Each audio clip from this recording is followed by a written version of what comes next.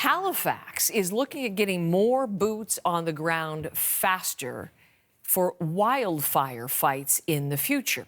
It's going to start training new recruits as of next February. And Marianne is taking a look at the story for us this morning.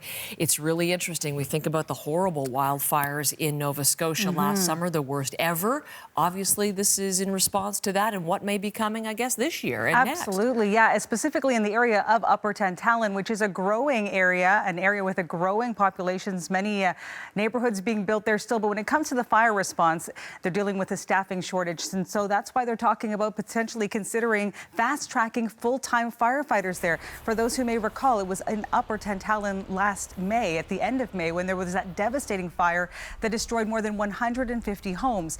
So the thinking here is that if they use their $92 million budget this year, that's fire officials in Halifax, they'll be able to hire up to 15 new firefighters for the area of Upper Tantallon or Hammonds Plains. Not only to improve the response to fires, but also to take the pressure off of the volunteers, because currently the situation in Halifax is that career firefighters work regular business hours and volunteers work evenings and weekends. So they're hoping this will help with that. As for the actual timeline, though, many officials there saying this is not happening soon enough. Fire officials saying that because of the massive staffing shortfall, they would have to run 2 training classes a year just to catch up.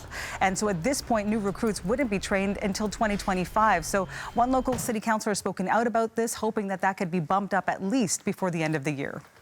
I do think that it's well beyond time that this community, which continues to exist in an extreme wildfire area, as well as the fact that we still have deficits with regards to egress.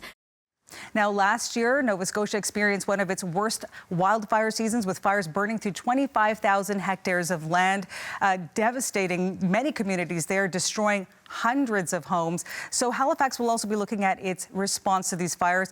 It also plans, Heather, to buy a new fire truck, a specialized fire truck, a new sprinkler, as well as a pressurized fire unit. That'll be the first in Atlantic Canada. So those are the other measures they're taking into account. So Halifax not alone in looking at the reality of the future. We think about what happened in Alberta, its worst season as well.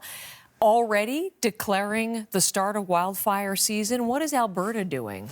Yeah, it's dealing with warmer, drier temperatures, and that's why they declared an early wildfire season 10 days before March 1st. That's when it normally happens. So they've already announced they're hiring 100 new firefighters to help deal with this challenging wildfire season they're expecting again this season. Also, $55 million more in its wildfire budget. And as you mentioned, Heather, it was pretty devastating last year, burning through 10 times more area of land than they've seen in the 5-year average. So they're trying to prepare for that as well. And they have the zombie fires still burning, still from last year. So a lot of concern as we look to the summer of 2024. Thank you, Marianne.